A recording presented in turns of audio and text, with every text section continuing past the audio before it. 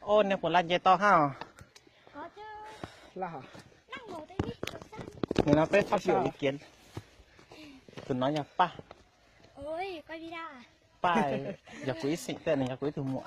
Tụi nó là mất sạch giờ quý từ bà. Tì hả?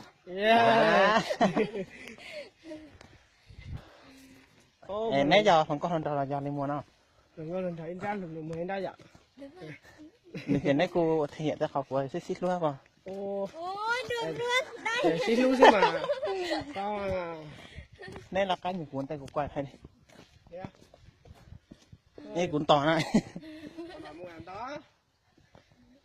Nên hái chỉ hai của quay này. Giờ hãy đi chỉ tao này dạ. Đúng rồi.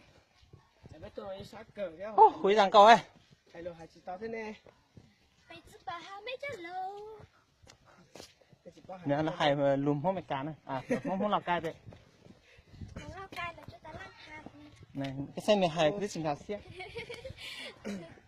Chừng gà xiếc kìa. Tụi nó tụm nữa nhó sơn la, phần trong sơn la, tụi mình xài nhớ phải ở Simacai Lào Cai nó. Phải đâu, bác Hàm. À bác à?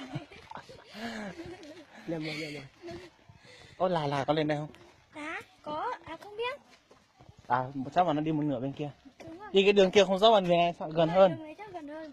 Gần hơn thì gần hơn đi mình cũng Nguyễn Trai sao mà cũng xa như nhau. Đi mày xuống, Nguyễn Trai sao mày bằng sao? Đúng rồi. Thật à? Thật. Là đi lưỡi không? Hôm nay là một ngày Đẹp tuyệt phải không? Đẹp trời. đẹp trời nhưng quá mệt mỏi.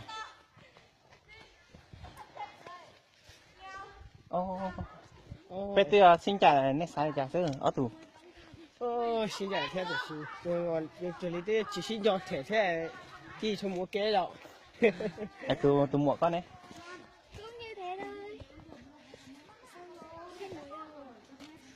Tụi mua nó Tạm dừng. nó có mua